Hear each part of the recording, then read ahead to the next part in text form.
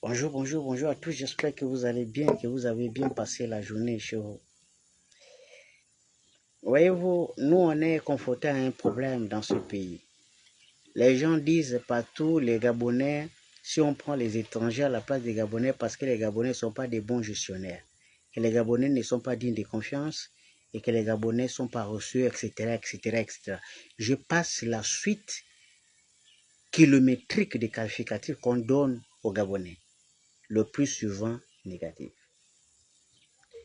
Alors, j'ai pris la peine de réfléchir. J'ai dit, bon, attendez, si les Gabonais sont aussi paresseux, aussi incompétents, c'est-à-dire que les présidents ont été incompétents, puisqu'ils sont tous Gabonais, d'après ce qui a été dit.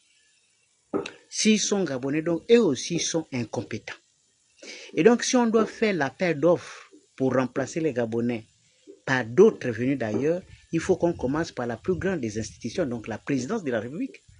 Puisque Ali Bongo et son père ont fait preuve de beaucoup d'incompétence. Et donc que l'on remplace simplement le président Ali Bongo par un autre Africain compétent, comme par exemple Assimi Goïta et n'importe qui d'autre. Au moins là, les Gabonais vont comprendre que les dirigeants ont décidé donc de nous remplacer par les étrangers qui sont considérés comme compétents. Mais dire que la tête est compétente et que c'est la base qui a un problème, ça c'est fait preuve de beaucoup de mépris et même de méchanceté. Parce que je n'ai pas envie de revenir sur la gestion chaotique d'Omar Bongo Ondimba, dû au fait qu'il a transformé la gestion de l'État en une gestion clanique, familiale et même régionale, avec les associés des autres ethnies avec qui ils ont partagé le pouvoir pendant longtemps. Quand le président de la République nomme directeur de cabinet sa propre fille, vous pensez que c'est quoi? Dans un pays qui se respecte, vous avez vu ça où? Et vous pensez que la fille peut gérer une institution que le père est président comme si elle n'était pas la fille du président? Elle peut faire n'importe quoi puisqu'elle est chez son père. Elle considère même que c'est l'autorité de son père. C'est comme ça parce qu'Ali Feri Bongo a travaillé avec Omar Bongo. Est-ce que c'est ça une république? Et je ne passe pas la panoplie d'autres fonctions. Quand son fils est arrivé au pouvoir, il a fait ce qu'il voulait, les Mexa Kobesi, les autres, etc. Bref, je passe. Mais quand il a nommé son fils coordinateur des affaires présidentielles, c'est une fonction taillée sur mesure. Il a vu cette fonction où? Ça existait où? Dans quel autre pays on a taillé comme ça pour un gamin de rien du tout? Où? Quelle a été la mission de cette fonction? Et quels sont les résultats de cette fonction vachement payée par le contribuable? C'était quoi le résultat? Voyez-vous, donc avant même de dire que les gens ne sont pas compétents, il faut d'abord s'asseoir et analyser les faits.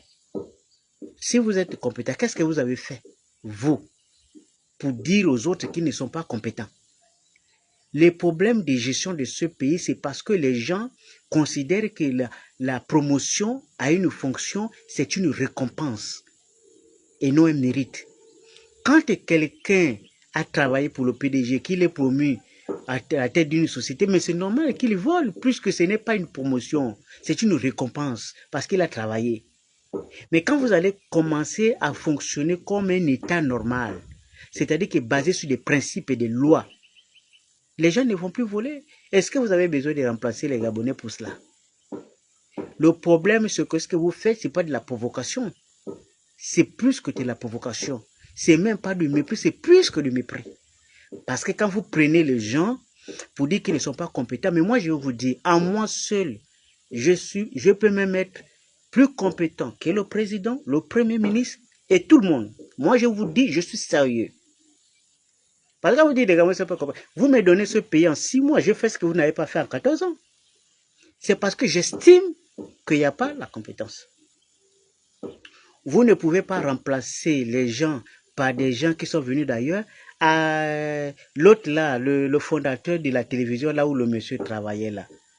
Ceux qui ont conçu les fameux projets de 2009, Gabon émergent, qui n'a absolument rien donné du tout. C'est là où, c'est là, l'autre là. Mais vous savez, les services des étrangers, là, quand ils ont donné quoi? Qu'est-ce qui a changé? L'Iwaïti, il est là aux eaux forêts. Ça fait 3 millions d'hectares dévastés. Vous venez à peine de donner 4 milliards pour récompenser les gens. Ça, c'est quel genre de moquerie, ça? Le problème, c'est que ce n'est pas de votre faute. Parce que si c'est fait en complicité avec les Gabonais. Et c'est les Gabonais qui acceptent. Parce que nous, on est encore dans des débats de bas quartier. Dans les débats de savoir si le leader, il est fan. Quand il va en étranger, il ne faut pas qu'il soit critiqué. Parce que les fans ne peuvent pas critiquer. Quand le leader est pour nous, quand il va en étranger, lui, il peut subir les critiques. Ainsi de suite. On ne peut pas évoluer comme ça. Si on veut avoir un pays, il faut qu'on oublie les ethnies. Il faut qu'on pense Gabon d'abord. À partir de ce moment, nous allons monter en puissance. Mais quand vous avez un parti politique, le premier ministre, le vice-président, et les autres sont des ethnies, je ne vous cite même pas les partis, vous connaissez tous les partis, c'est pareil. J'ai dit tous les partis, la plupart des partis là, c'est presque la même chose. En dehors du parti du barreau, à l'époque RHM, et même la configuration actuelle, ça, plus ou moins tu trouves un semblant de mélange. Mais pour la plupart, c'est toujours dans la même configuration. Et regardez des démembrements au sein des provinces. Parfois, ça ne respecte même pas la diversité ethnique. C'est ça le véritable problème chez nous. Moi, je ne dis pas que la compétence doit être forcément basée sur la diversité, mais la diversité, c'est une richesse. Parce que ça vous permet d'échanger et de partager. Et c'est là où on améliore les connaissances. On améliore le savoir. Mais on ne peut pas agir dans un pays de telle façon. On ne peut pas se comporter de cette manière-là. On ne peut pas vivre dans un pays où on crie, vous ne faites rien. On dénonce, vous ne faites rien. Ça n'a pas de sens. Vous voulez me dire que le fils d'Osseni qui a envoyé du président de la République, c'est le gars le plus compétent? Moi, je n'ai jamais vu aux États-Unis un reportage comme quoi cet enfant, il a eu le bac à 16 ans et puis il est arrivé à l'université à 13 ans. Ou il a eu le bac à 2 ans et puis il est arrivé à l'université à 13 ans pour dire que c'est un génie. Mais il est là pourquoi? Voyez-vous, donc, le problème, c'est que il faut qu'on arrive à comprendre que chaque Gabonais doit savoir qu'il a des droits dans ce pays. Et il est inadmissible que vous puissiez accepter des choses inacceptables. D'un côté, vous dites que les Gabonais ne veulent rien faire, et de l'autre côté, les Gabonais sont malmenés. Ce matin, j'ai croisé une jeune fille à la mairie de Vendo. On a cassé son kiosque. On a fermé son kiosque. Alors qu'elle vient de commencer le fonctionnement, ça ne fait même pas 2 mois. On a fermé son kiosque, c'est parce qu'on la convoque à la mairie. Parce qu'elle n'a pas de documents pour le fonctionnement. Mais vous savez que le pays a danger, c'est quand même des Gabonais. Si vous voyez qu'un Gabonais est en train de se débrouiller, vous pouvez quand même lui donner quand même un délai. On t'accorde 5 mois, on t'accorde 6 mois, le temps de régler les papiers. À partir de ce moment, s'il n'a même pas réglé 1 ou 2 papiers, là, vous pouvez quand même dire non, là tu abuses. Mais rien du tout, vous venez comme ça, vous n'avez même pas fait des avertissements, vous venez, vous écrivez un papier, vous dites, vous êtes convoqué à la mairie. Il faut aller payer parce que vous n'êtes pas en règle.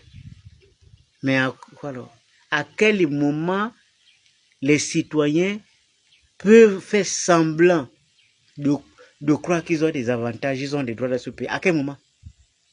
S'ils sont pourchassés, même quand ils essayent de se débrouiller comme ça.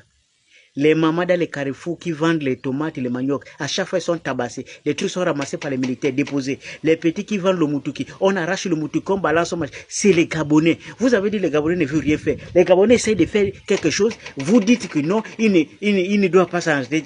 Vous les arrêtez, vous les enfermez, vous jetez les marchandises. Maintenant, quand ils veulent maintenant avoir les fonctions, vous dites, vous ne pouvez pas avoir les fonctions parce que vous êtes des feignants, parce que vous ne voulez pas travailler. On va mettre les fonctions pour les étrangers. Bon, la route là, le chemin que vous avez décidé d'emprunter là, je vous assure, ce n'est pas un très bon chemin.